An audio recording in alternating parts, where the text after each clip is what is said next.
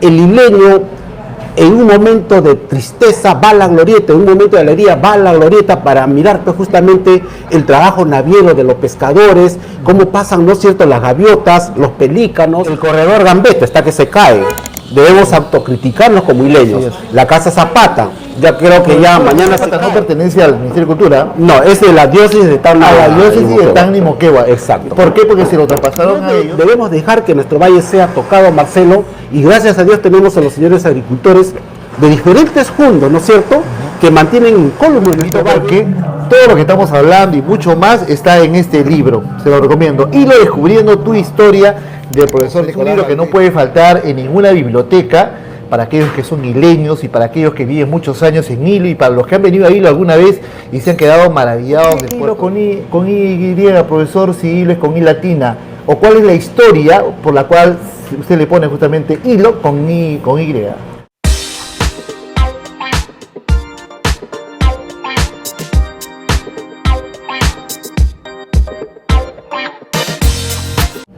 Hola, ¿qué tal amigos? ¿Cómo están? Bienvenidos a otro podcast aquí en hilo.p.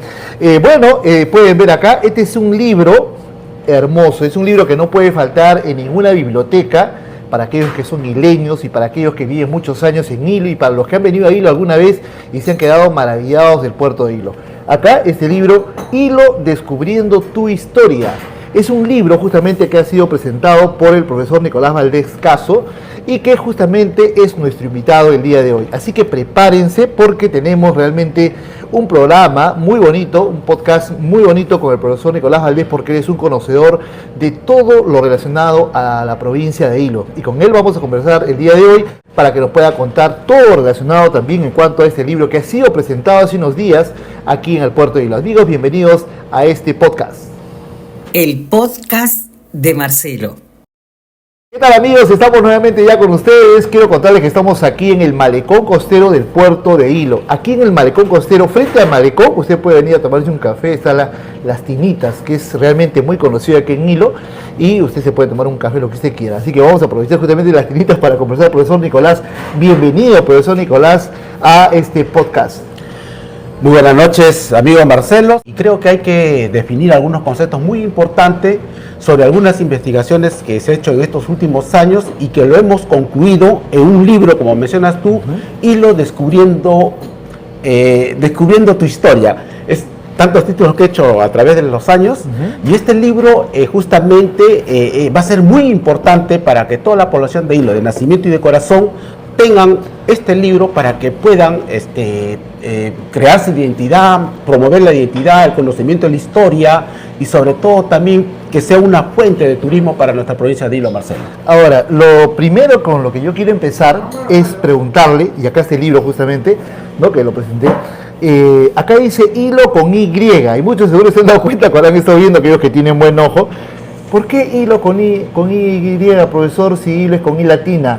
¿O cuál es la historia por la cual usted le pone justamente Hilo con Y? Claro, parte del latín romano, ¿no? La Y griega es justamente del abecedario griego, lo toman los romanos y crean el latín clásico, ¿no es cierto?, y el vulgar. Y del latín vulgar nacen las lenguas romances. Y dentro de las lenguas romances está el portugués, el francés, italiano y el español. Estamos hablando pues de 1450, 1490, 1500, etcétera. Entonces, a la conquista de esta parte de América, desde 1492, con la llegada de Colón y todos esos episodios, luego vienen los españoles a conquistar y traen esa lengua romance, o el español romance, y es justamente que se maneja esa Y, ¿no? Es por eso de que Hilo es escrito con Y e incluso está en la cédula que ha sido entregado o que entrega Francisco Pizarro en 1540, 22 de enero, a Lucas Martínez Vegaso, donde especifica claramente de que es Y. Pero a través de los años, de las décadas, de los siglos, esa Y se ha mantenido. Tal es así que los diferentes viajeros que vinieron a esta parte de Sudamérica, ¿no es cierto?, siempre lo han escrito con Y.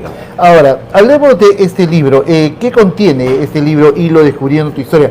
Vamos a hablar varias cosas de acá, pero resumidamente, ¿qué aspectos tiene este libro? Porque este es un libro muy voluminoso, ¿no? Es un libro que tiene mucha información, está dándole un vistazo, y yo quiero felicitarlo, profesor Nicolás, está dándole un vistazo y realmente que hay información, hay mucha información. ¿Cuánto tiempo le ha valido, o cuánto le ha valido a usted para poder hacer todo este libro? ¿Cuánto tiempo ha estado trabajando en toda esta información? Claro, esta recopilación, si bien es cierto, aumenta en gran cantidad a las recopilaciones que hemos hecho anteriormente con otros libros que hemos también editado, ¿no es cierto? Uno va evolucionando, Marcelo, ¿no es cierto?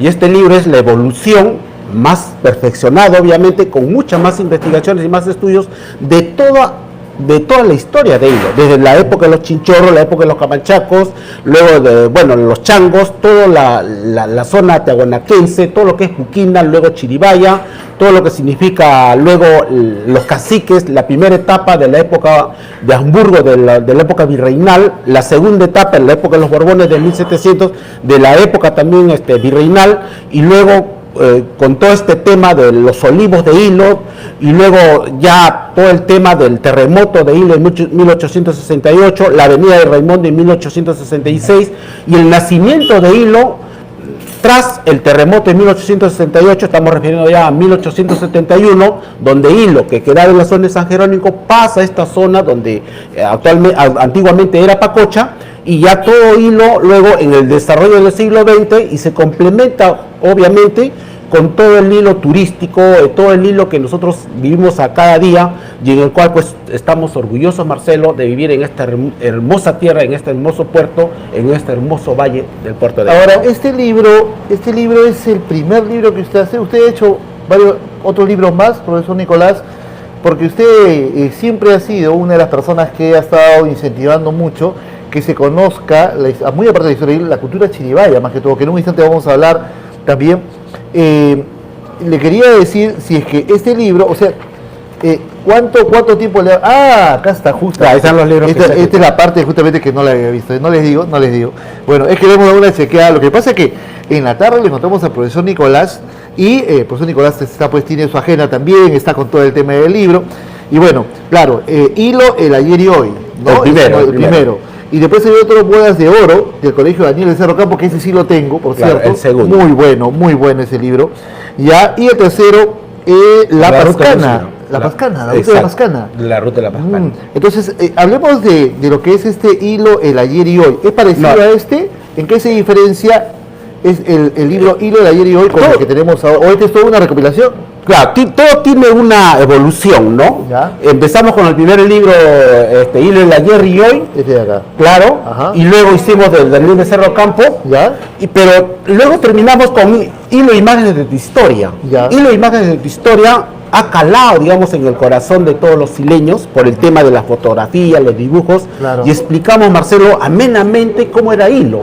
De tal manera que muchos incluso no veían o no leían las prosas, los capítulos, etcétera, pero sí interpretaban las fotografías. Ajá. Entonces, hemos dado durante tantos estos años pasantías, charlas, ponencias a los alumnos, a los profesores, a los maestros, etcétera, al público en general, y nos hemos llegado al convencimiento de que ahí hay que diagramarlo, hay que darlo también con fotografías. Y este libro está resumido en un sentido de que lo que quiere el profesor, lo que quiere el padre de familia, para entender a profundidad a Hilo. Y eso es lo más fundamental. Por eso los que ya están leyendo este libro están encariñándose y están sintiendo como propio este libro de tantos años de historia que tiene nuestra querida ciudad, Marcelo. Muy bien. Ahora, hablemos de Hilo. Como usted estaba diciendo hace un instante, cuando nace o cuando pasa el terremoto, ¿no? El terremoto que pasó, la gente estaba en San Jerónimo y ya comenzó a salir de esa zona, ¿no? Se vino a la zona del puerto, ya comenzó a nacer Miramar. No, hablemos un poco del terremoto que pasó y que muchos de repente no saben, ¿no? O este maremoto que se salió también ahí a Patillos. Exacto, este gran acontecimiento, estamos yendo ya al hilo prácticamente después del republicano, digámoslo así, ¿no? Ajá. Pero este gran acontecimiento sucede un 13 de agosto de 1868, ¿no? En el cual, 5 de la tarde, donde Hilo, pues los pescadores ya estaban guardando sus embarcaciones, la gente del valle estaba regresando a la zona de San Jerónimo, ¿no es cierto? El templo estaba cerrado y ya había toda una situación de ocaso del sol, porque era 5 de la tarde más o menos, algunos dicen que 5 y 5, otros 5 para las 5, etcétera. Ojo, que ese acontecimiento arrasó todo el sur del Perú y lo que es actualmente el norte de Chile, ¿no? Entonces, ya días anteriores, y está escrito en el libro también, se venían cayendo algunas piedritas de los cerros, daban algún manifiesto, ¿no? Entonces, de pronto, sucede también un acontecimiento colateral, de que en esa época, el 68, hubo la gran pandemia de la fiebre amarilla, que así como el COVID, azotó todo el Perú. Vino una pandemia, entró por Lima, ¿no es cierto?, por las embarcaciones, por esto del mosquito, y se fue calando a todos los puertos, Mollendo, Hilo, Arica, y fueron entrando luego a Tacna, Moquegua, etcétera, ¿no? Entonces, esa desgracia de la pandemia se junta con la desgracia del terremoto de 1868, ¿no? Entonces, imagínate, entonces estaba gobernando ya José Balta, pocos días de José Balta de gobernación. Entonces, cuando fueron cayendo las piedritas, la gente, bueno, como cualquier movimiento, temblor pequeño, etcétera, y cuando sucede a las 5 de la tarde, bruscamente tiembla la tierra. Obviamente no había muchos moradores, obviamente, pero ese terremoto, según los estudios que yo lo describo acá, incluso del que se llama del estudio geofísico de California, Estados Unidos, realmente pues fue fuerte, un terremoto de 9 a 9,5. Se cree de que es el terremoto más grande que ha sucedido en Hilo, ¿ya? Y también obviamente en Arica, ¿no? Porque el epicentro fue al frente entre Hilo y Arica. Tú sabes, por el tema pesquero, claro, que prácticamente es una diagonal y es el mismo mar que compartimos, ¿no? Entonces, ahí fue el epicentro, y luego del terremoto, donde se desarmó todo prácticamente, los animales aullaban, los perros, todo el mundo se asustó y caían los techos, etcétera, con paredes de adobe, etcétera. Vino el maremoto, se recogió el mar y el maremoto entró por Calienta Negros, por la playa de Tres Hermanas, y envolvió la ciudad de Hilo. Y se cree que llegó más que todo a la hacienda más o menos por Montalvo, por ahí, por la hacienda del fondo de la Huerta actualmente, ¿no? Entonces, de esa manera el maremoto complementó prácticamente el drama, ¿no es cierto?, a raíz del terremoto. Se dice que hubo 3 olas grandes. El terremoto tuvo varias réplicas, pero la gente que se trató de salvar fue al Boca del Sapo, y de ahí miraban pues cómo las réplicas sonaban, retumbaban. Tú sabes cómo es un terremoto con sus réplicas sobre todo. Entonces fue un drama que vivió Hilo, que por desgracia se trató de recuperar poco a poco. Vino Benjamín Cisneros, mandado por el gobierno, hubo ayuda también nacional de Enrique Mez y otros empresarios, con ropa, comida y todo eso, y una calle debería llamarse, debería tomar ese nombre del benefactor, digamos, de Hilo. ¿Por qué? Porque aquí está, Luciano Benjamín Cisnero, te muestro, él es el que hizo la reconstrucción de Hilo, él fue un ministro de Hacienda, ¿no?, del gobierno de José Balta, y vino con ayuda, se fue hasta Moquegua, Arica, Mollendo, a Hilo, etcétera, y fue este ciudadano que penosamente ninguna calle tiene su nombre, ni una plaza en Hilo, ¿no? Entonces, fue una solidaridad total en todo el Perú, ¿no? Porque este terremoto fue hasta Arequipa y hasta Valparaíso. ¿Y esa reconstrucción cómo fue, profesor Nicolás? Porque luego del terremoto, la gente pues, ¿cómo comienza nuevamente Hilo de alguna manera a nacer? ¿Qué actividad? Porque toda la gente estaba pues, todo el destrozo que había, no sabía qué hacer en esa oportunidad. Exacto. ¿Cómo comienza a renacer el puerto de Hilo? Ahí ya comienza con el tema de la pesca. No, todavía no. ¿O estábamos con la agricultura? En esa época estábamos más con la agricultura, pero habían pescadores, porque como te decía, los pescadores ya guardaban sus chalanitas, ¿no?, sus embarcaciones pequeñas y todo ello, ¿no? Ojo, ya que estamos ahí en esa partida, como haciendo un paréntesis, ojo, para esa época, Raimondi 2 años llega a Hilo y él menciona que habían aquí embarcaciones con piel de lobo. Tú sabes que el lobo es como una cámara, un neumático que puede llegar hasta la peña, chocar normal y puede desembarcar, bueno, la carga y llevarla a los barcos o viceversa, ¿no es cierto? Y estas son las embarcaciones. Entonces, esas embarcaciones también han estado en el terremoto de 1868, porque Raimondi 2 años antes, ¿no? Bueno, eso era un paréntesis. Pero de tal manera de que este terremoto, el presidente José Balta determina digamos, la restauración de Hilo, obviamente con fuerte presupuesto, la carretera Hilo a Moquegua, pero también la reubicación, donde quedaba Hilo en San Jerónimo que te digo, y lo reubica a esta parte donde era Pacocha, ¿no? Lo que es el puerto. Lo que es el puerto, o sea, en la Plaza Grau, las familias antiguas, etcétera, y hace todo un sistema de reubicamiento, de catastro, nuevas calles y todo eso, ¿no? Entonces, pero eso sucede recién en 1871. Pero también se va determinando de que se reconstruya un nuevo templo, ¿no? El templo San Jerónimo, el muelle fiscal, ¿no? Para darle más valor económico, y el ferrocarril Hilo a Moquegua. Esas 3 horas de envergadura hace reflotar nuevamente a Hilo, más allá que Hilo todavía seguía llamándose Pacocha, porque esta zona siempre ha sido Pacocha. Incluso hasta 1870, todo el año 1871, ¿no? Me estamos pasando, 1878 el terremoto, 1871 reeducación de Hilo, 1877 el combate de Paco, y luego en 1879 la avenida de los Chilenos, todos unos acontecimientos consecuentes que han ido sucediendo aquí en Hilo, y del cual de repente poco se habla, pero así fue, y cuando vinieron incluso los chilenos, seguían llamando a este lugar Pacocha, Pacocha, y ahí están en la carta que yo también lo menciono en este libro, ¿no? Entonces, hay todo este cambio de la zona de San Jerónimo a esta parte de Pacocha, ¿no? Ahora, profesor Nicolás, yo le hablaba hace un instante de lo que es justamente la actividad, ¿no? Con la que nacía el puerto de Hilo. Y yo conversaba la vez pasada con también un pescador de muchos años, el señor Alvarado, ¿ya? Y él me contaba el tema de la pesca, cómo en esos tiempos comenzaban los pobladores, ¿no? A salir a pescar, como dice usted, con sus chalanas. Luego ya vino lo que fue el tema de las embarcaciones más grandes, el tema de la anchoeta, pero me hablaba mucho en cuanto a que aquí en Hilo fue creo la primera ciudad, el primer puerto, o donde acá se hizo la primera fábrica, que creo que fue en el Perú, que se hizo acá, por el tema ese de la anchoeta que había acá, que ya se estaba dando, pero al comienzo me decía de que ellos, por ejemplo, no era anchoveta, pues, ¿no? Sino que era más que todo pescaban pues corvinas grandes, ese tipo de pescados que había al comienzo, ¿no? Claro, no quiero, digamos, desplazar tu concepto. Ojo, que Hilo siempre ha sido de pescadores. Claro. Acuérdate de los chinchorros, Rostoroski dice que eran los camanchacos, y en la zona del valle los colis, por ejemplo. O sea, siempre ha habido vida de pescadores en Hilo. Además, siempre se ha conocido a Hilo como un puerto pesquero. ¿Se hablan de Hilo? No, pues Hilo es un puerto pesquero. Bueno, había hombres que vivían de la pesca. Tú estás hablando ya del desarrollo de 1945 para adelante, pero el pulmón de Hilo, el corazón de Hilo siempre ha sido el valle, o sea, agrícola, pero habían pescadores, obviamente. El sistema agrícola necesitaba un sistema más sofisticado, por lo tanto, vamos a decirlo así, mayor estudio, de tratamiento de la tierra, etcétera. Entonces era un predominio del hombre del valle y de las lomas sobre el hombre pesquero que solamente extraía, ¿no es cierto? Claro. Esa es su evolución, incluso con los chiribayas, los camanchacos, los chinchorros, etcétera, etcétera, ¿no? Y otros asentamientos.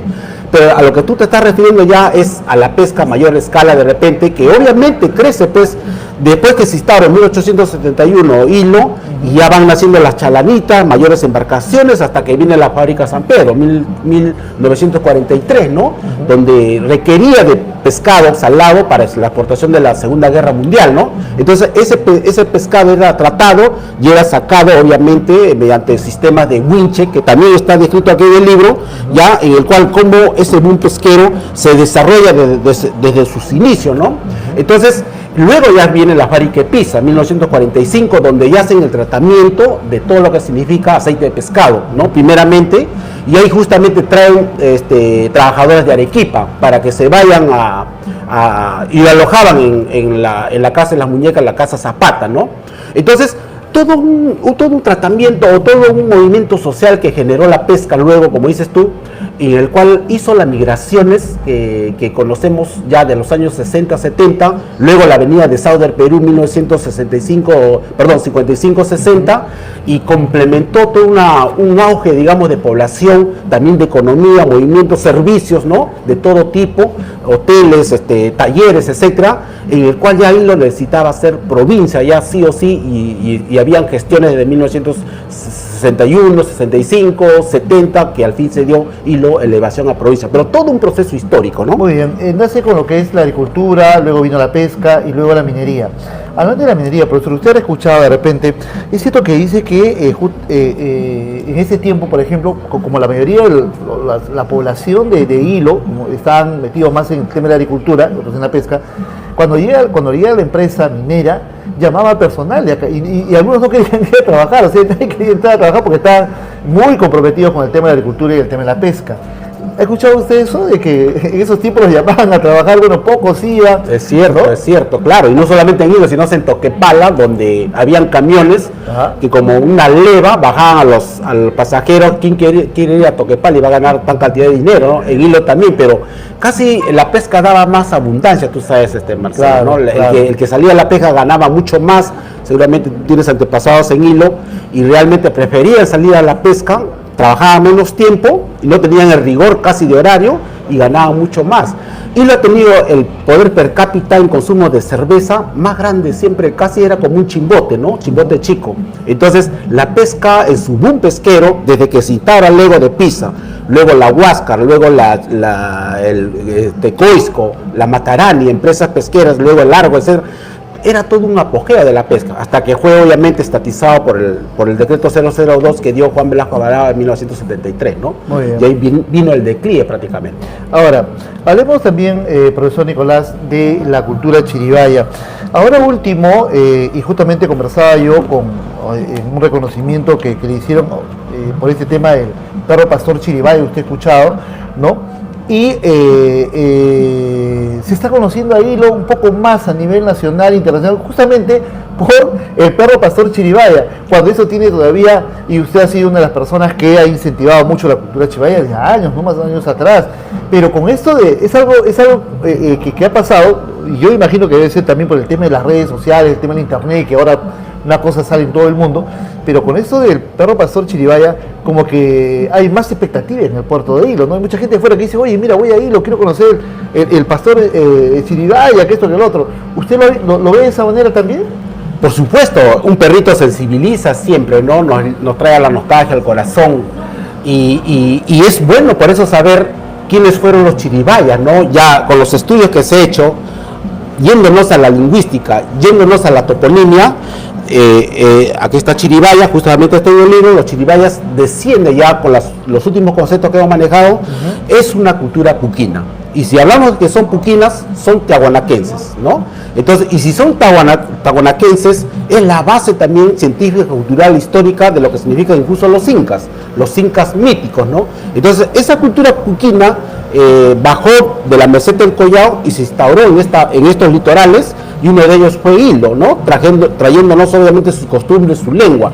Y es esa cultura puquina la que fue evolucionando hasta fortalecer la cultura chiribaya, y estos elementos, pues justamente lo que tú estás mencionando, del perrito chiribaya, de los telares, de la textilería, de la modificación, los cascos, etcétera, elementos que nos identifican en este momento. Pero todavía no veo de que los historiadores, los arqueólogos están poniendo, digamos, al tapete lo de puquina, pero te aseguro casi al 100%, Marcelo, de que chiribaya es puquina, es lo mismo. Y si estamos hablando que es puquina, es tiahuanaquense, ¿no? Entonces, como una base también histórica para lo que significa. Pero estos perros chiribaya, que ahora por cierto están, se habla mucho, actualmente indican que todavía existen, ¿no? O sea, son los más conocidos, me decían, son lo que le decimos nosotros los perros chuscos, ¿no? Exacto. Mayormente uno pide en casa, no, que quiere un tal raza de perro, pero acá en el Perú, por ejemplo, esos perros de la calle, esos perros que a veces uno no mira la raza y dice, no, prefiero ese perro es chusco, pero no nos dimos cuenta de que esos perros chuscos, muchos de ellos son los chiribayas, son esos perros pastores de años, y que esa raza ha permanecido en el tiempo, ¿no? Claro, se lo está reconociendo como un perro oriundo del Perú. Oriundo ¿no es del cierto? Perú. Entonces, Claro, eso ya porque- tiene un reconocimiento, Claro, porque antes solamente decía, no, el perro peruano, ¿no? El que es Exacto. pelado, es el único perro, el perro Exacto. peruano, y muy conocido. Pero ahora con el perro pastor chiribaya, ¿no? Estamos hablando que hay otra raza, ¿no? Y Hay tiene otra raza. tiene su historia. Exacto, tiene toda una historia, hay incluso huacos. Entonces hay toda una manifestación cultural que ahora que estamos mirando también a los animales, yo creo que estamos teniendo este reconocimiento muy importante, y te apuesto, Marcelo, que también va a ser fuente de promover turismo, ¿no? fuente de promover poemas, dibujos, seguramente concursos, quién tiene el mejor perrito, pero todavía creo que el estudio no ha llegado al 100%, ¿no? Estamos en un 60-70% para tener un mayor reconocimiento, pero ya al menos bajo los organismos internacionales en Brasil ya lo han determinado como perrito oriundo del Perú, ¿no? Sí, acá en el puerto de Hilo tenemos pues el Museo Chiribaya, ¿no? El Museo Chiribaya, hay el Centro Malqui también, exacto, que está ahí. Me dice que en el Centro Malqui tienen ahí justamente el perro Chiribaya, ¿no? El perro pastor Chiribaya. Exacto. ¿No? Bueno, pero creo que también falta, profesor Nicolás, incentivar un poco más, ¿no? Creo que en los colegios se debería hablar más de la cultura chiribaya, ¿no? Incluirlo más, porque es importante conocer nuestra historia y nuestros antepasados. Si estamos aquí en el sur, hablamos pues, si estamos en el Puerto de Hilo, de la cultura chiribaya, así como deberíamos conocer la historia de Hilo, y lo felicito por este libro que usted ha hecho ahora, toda una recopilación de información impresionante. Pero creo que en los colegios se debería impulsar más. No sé si de repente ya ese es un tema de la Dirección Regional de Educación, ¿no? Porque, por ejemplo, en otras regiones impulsan ¿no? Por ejemplo, en Cusco, en Puno, en el norte, cómo impulsan sus culturas antiguas. Entonces creo que eso, o no sé si usted me dirá, falta si hablamos acá en el sur del Perú. Es muy importante lo que dices porque hay que mirar al pasado para buscar fuentes, fortalezas de identidad y de turismo, ¿no? Como lo hace Arequipa, como lo hace Cusco sobre todo, ¿no? Y también otras ciudades, Ayacucho, etcétera, ¿no? Entonces, mirando al pasado, vamos a encontrar nuestra base histórica y en base a ello vamos a crear fuentes de turismo. Entonces, es cierto lo que dice porque Chiribaya es un elemento histórico muy importante de nuestras épocas, digamos, de toda nuestra evolución, pero también combina con lo que significa Camanchacos, combina con lo que significa Tiahuanaco, Puquina, y combina con lo que significa más años de historia atrás, con lo que significa Chinchorro, ¿no? Entonces, imagínate las osamentas que han encontrado en Lomas de Hilo, ¿no? Claro. Se ha dado informes mediante libros, pero el reclamo de los isleños, perdón Marcelo, el reclamo de los isleños es que todas esas osamentas encontradas tiene que construirse, por favor, un museo de sitio. Claro, un museo fortalece la identidad, fortalece el turismo, fortalece fuente de trabajo, hace movimiento de la economía, etcétera. Entonces, hay que fortalecer los museos de sitio y ahí los elementos. Si son osamentas que se deshace solamente con tocarlo, sencillamente hay fotografías, muestro fotografías. En Cusco hay museos solamente de fotografía. El Museo Pachacuta es pura fotografía, ¿no? Claro. Entonces, es cuestión de invertir, querer a nuestra historia para promover fuentes de turismo y obviamente desarrollo de un pueblo, Marcelo, ¿no? Muy bien, estamos con el profesor Nicolás Valdés, historiador acá en el Puerto de Hilo, hablando justamente sobre la cultura chiribaya, hablando sobre lo que es Hilo. Vamos a hacer una pequeña pausa, amigos, en este podcast y luego vamos a continuar ya en esta última parte hablando justamente lo que ustedes quieren saber, el tema del faro, la historia de la glorieta, los lugares turísticos, digo, las casonas y todo ello. Hacemos una pausa y volvemos.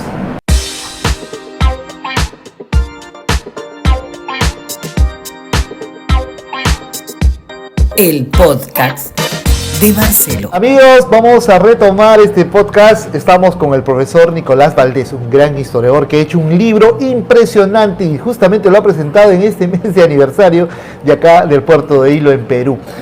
Bueno, tenemos un cafecito que nos van a pasar por acá para regresar, profesor Nicolás, porque estamos en pleno otoño acá en el Puerto de Hilo, está haciendo un frío muy fuerte, pero estamos acá en este local de las tiritas. Ustedes cuando vengan al Malecó, si vienen acá al frente, ahí en las tiritas vamos a tomar un rico café acá con el profesor. Sí, hace profesor. Y también unos pasteles. Sí, claro que sí. Profesor Nicolás, bueno, vamos a aprovechar para tomarnos un rico café. Vamos a hablar, profesor Nicolás, en cuanto a, usted se sirve su café, los lugares turísticos que tenemos. ¿Cuál es la historia de los lugares? Más que todos los principales que vamos a hablar de los lugares turísticos que tiene el Puerto de Hilo.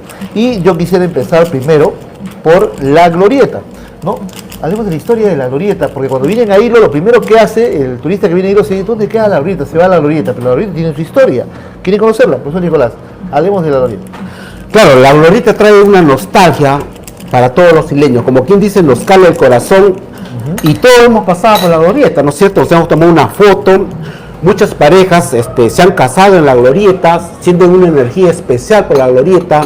La glorieta desde 1915 a 1917 fue creado, digamos, quizá por una situación circunstancial, ¿no?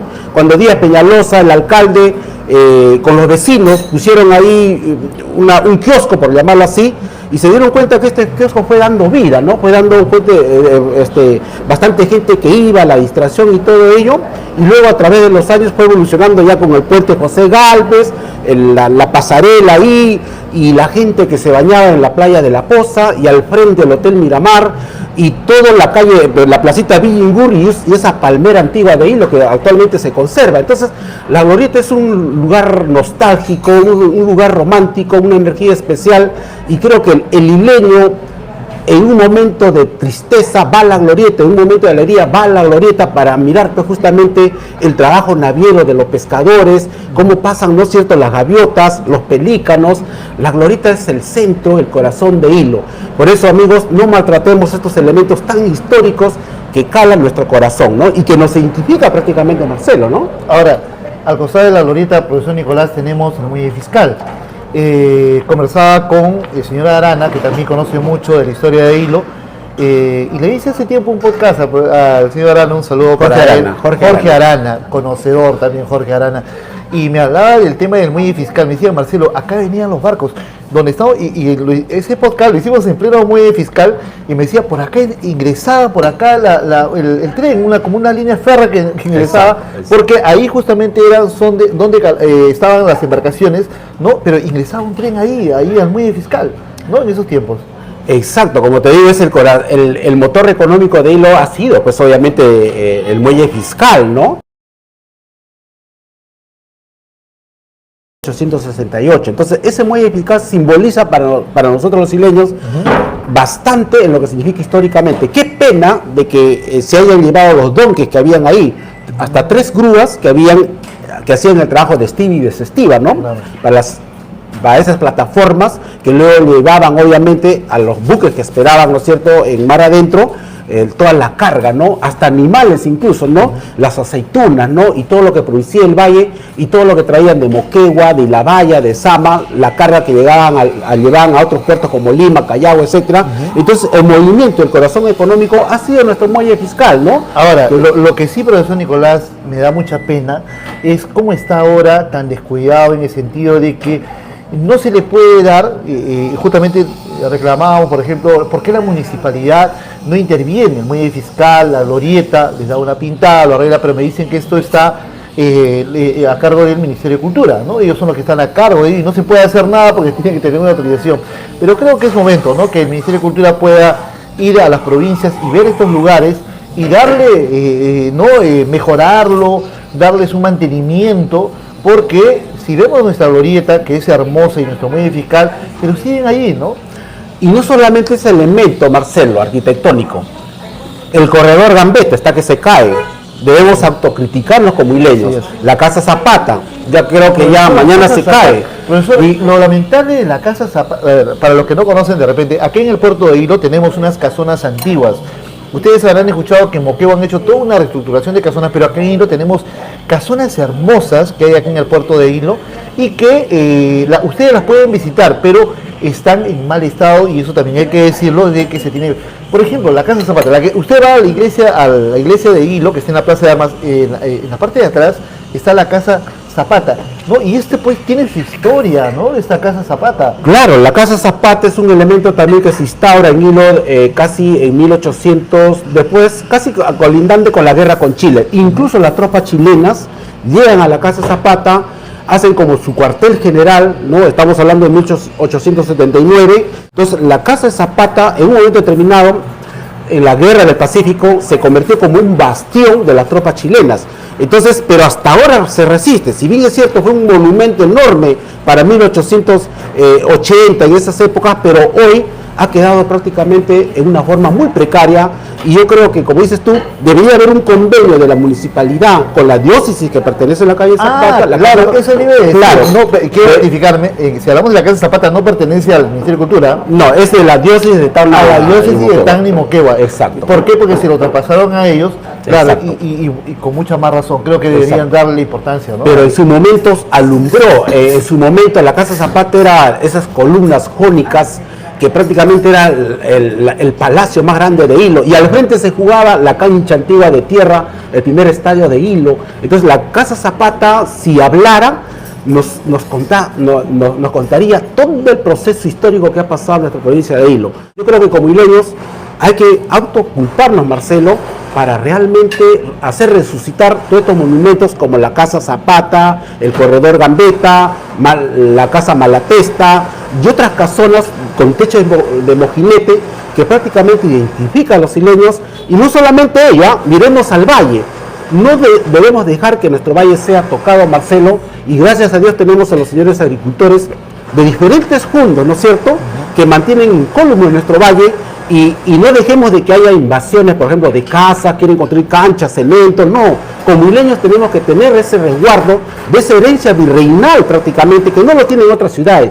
Cusco tiene los incas, y también virreinal, pero Tacna casi no tiene virreinal, Arequipa también tiene algo, Moquegua le queda algo. Nosotros sí tenemos nuestro valle y los olivos, ¿no es cierto?, cuatricentenarios, ¿no es cierto?, que son más de 400 años vivencial, imagínense. Entonces, tantas generaciones ha hecho pasar nuestros olivos del valle, por eso nosotros los hileños tenemos que mantenerlo vigente, y gracias a Dios en esto los agricultores, por eso trabajamos también con los agricultores, y quiero agradecer al Fundo La Huerta, al Fundo Poquera, al Fundo El Hueso, diferentes fondos, Majuelo, por ejemplo, etcétera, que realmente gritamos y damos con nuestro honor, nuestra penumbra, reaccionamos cuando alguien toca nuestro valle, que es una quebrada. Los viajeros siempre han dicho que no es valle en sí, es una quebrada que se abre, y que se abre como una copa frente al mar. Eso lo dijo Frese en 1713, por ejemplo, ¿no? Profesor, para cerrar el tema de las casonas, la casona que está frente a la Plaza Grau, que está en plena esquina, ¿qué historia tiene esa casona? Porque esta casona es casi toda una cuadra, claro, ¿no?, que va entre la calle Aptao y lo que es la Cepita. Claro, ¿no? Te estás refiriendo a la casa de Díaz Peñalosa, acá, Díaz ¿no? Peñalosa, claro que sí. Este es el Corredor Gambetta, ¿no? Perdón, para el público. A ver, vamos a ver acá. Ya, esta casona te refiere, acá está la Plaza Grau, aquí está la Casa Jiménez, que se mantiene gracias a que hay comercio y la gente al menos lo mantiene, pero te estoy diciendo que está abajo de Díaz Peñalosa, que la esquina, exacto. Claro, la misma esquina donde está, que da exacto, que colinda con lo que era la Gibson, y que también fue centro de los chilenos cuando llegaron en 1879, por si acaso. También tiene, igual que la Casa Zapata, tiene bastante historia, ¿no? Y luego al frente queda la Capitanía. Pero ahí quedaban las oficinas de ¿qué se llama?, de Díaz Peñalosa, porque él tenía oficinas de vapores y todo ello, ¿no? Entonces, ya prácticamente quedaba al olvido, prácticamente, y en la esquina, para el norte, quedaba la Grace. Justo en la Grace, y más abajito también la oficina de la Grace, que ahora está prácticamente en olvido. Y el Hotel Miramar también desapareció, ¿no? Sí, en 1972, ¿no? Muchas gracias. Parte de la historia se fue al suelo, como se dice, ¿no? Qué pena, ¿no?, que haya desaparecido. Profesor Nicolás, así como hemos hablado de la Glorieta, el Muelle Fiscal, estamos tocando más que todos hay muchos lugares por conocer aquí en el Puerto de Hilo, pero estamos tocando los principales más que todo en este podcast. Exacto. El tema del faro.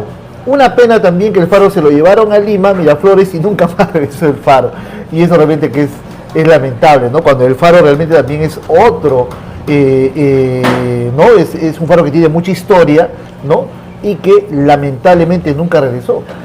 ¿Qué pasó con el faro? Claro, el faro se instaura por las primeras décadas del siglo XX, 1910, algunos estudios hablan de 1915 a 1918, pero la característica del faro era así como la Glorieta, era un lugar, era como una pascana, donde el niño iba a recrearse, miraba toda la reserva de Punta de Coles, iba a pescar, etcétera, ¿no? Entonces, pero también servía para alumbrar a las embarcaciones, porque esa zona de Punta de Coles, Marcelo, es bien peligrosa, es una punta, pues, sí. Y ojo, es Punta de Coles, no Punta Coles, ¿ah?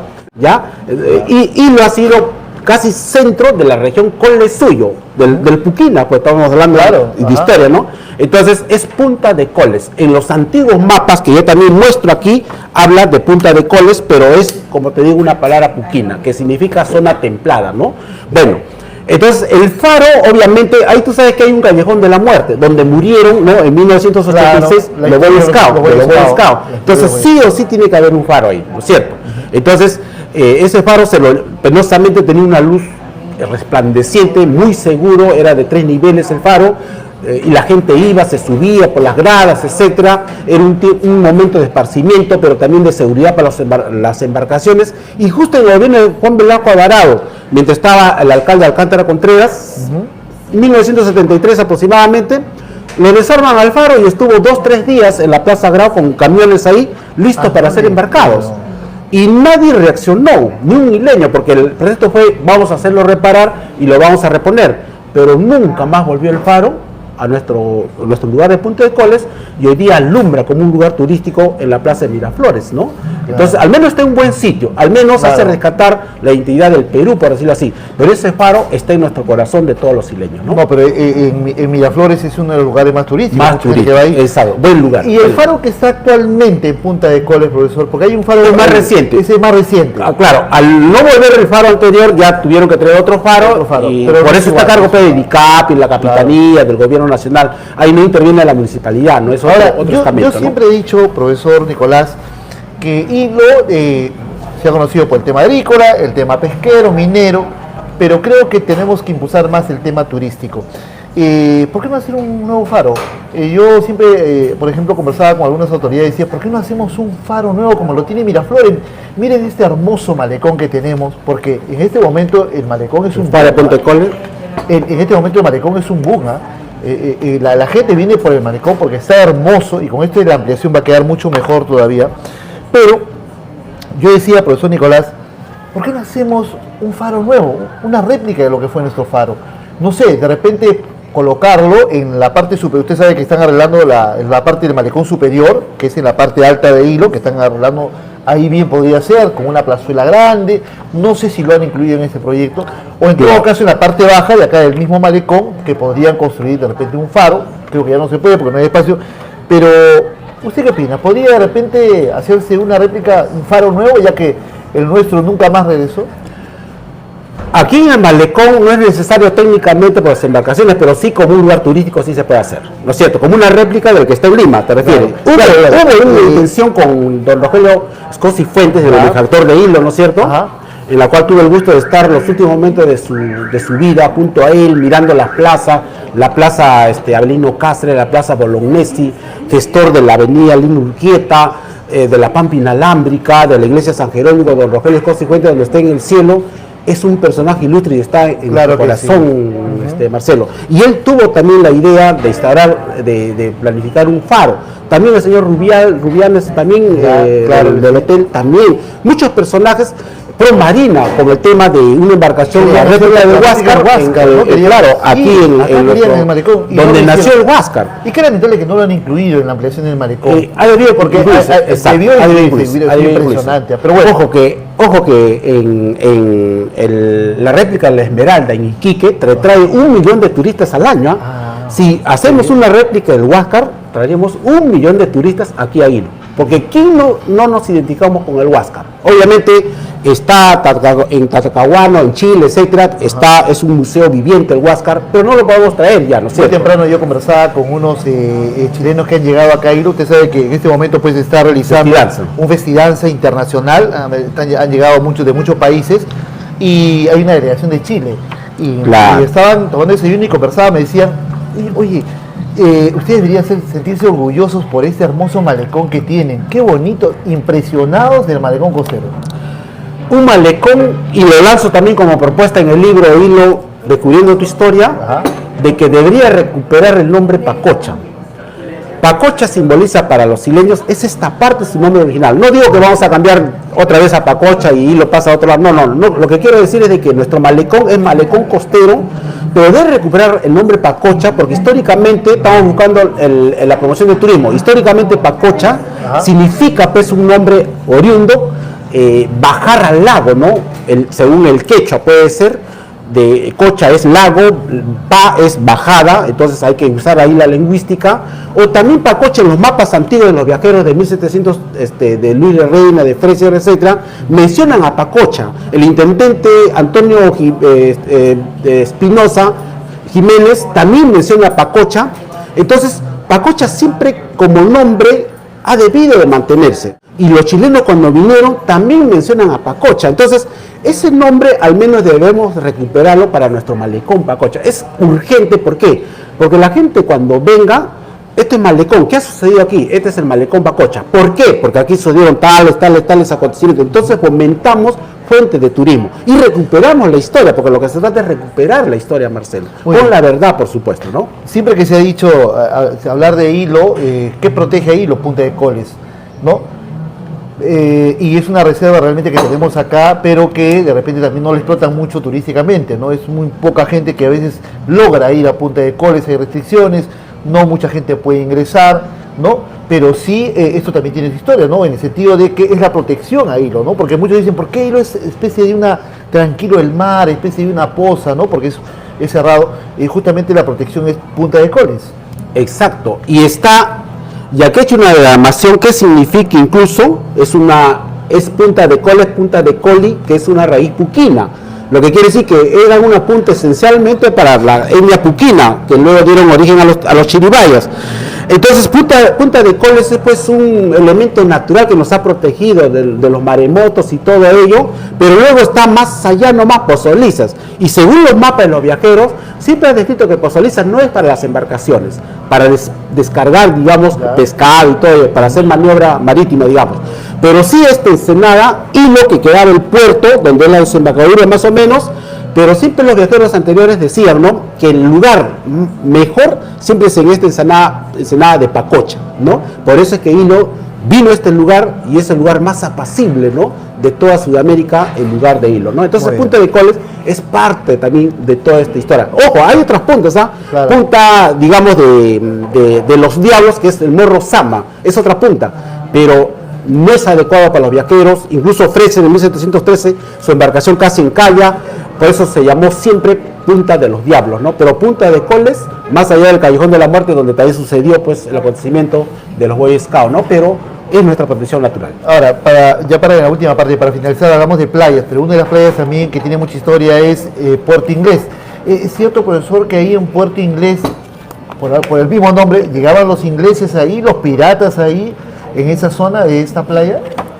Claro, aquí está también el mapa donde está Puerto Inglés, Puerto, digamos, Inglés, Caleta del Inglés, Caleta de Pacocha, ya, todo un barrio francés, estamos hablando de 1700, 1710, 1733, y Puerto Inglés más que todo ha sido un lugar de comerciantes ingleses, porque ya estaba feneciendo el Imperio Español por el rey Carlos II, que no tenía, digamos, poder para poder gobernar, y Carlos II, su debilitamiento originó que vinieran gran cantidad de viajeros franceses, ingleses, y los viajeros franceses llegaron donde es el barrio San Jerónimo, hicieron su caleta, claro, y los ingleses llegaron donde actualmente es el Puerto Inglés.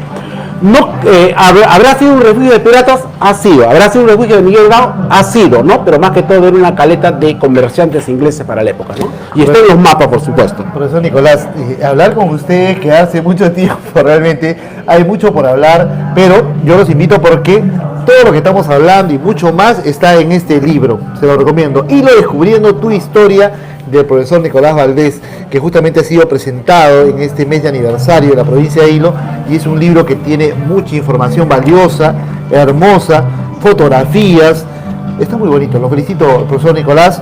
Bueno, qué pena que tenemos que irnos, profesor Nicolás. Creo que vamos a tener que hacer una segunda parte para hablar de Hilo y de otros temas también importantes con usted.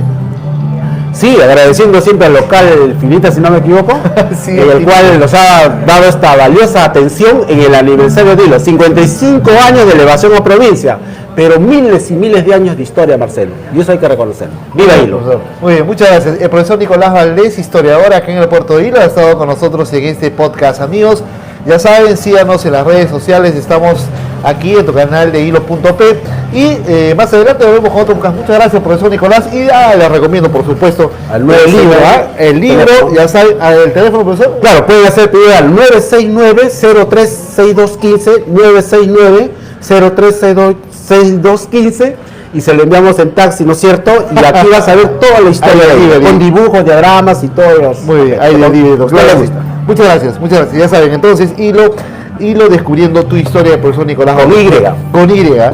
Profesor Nicolás, gracias amigos. Nos vamos. Muchas gracias a todos ustedes por estar con nosotros y volvemos en cualquier momento con otro podcast.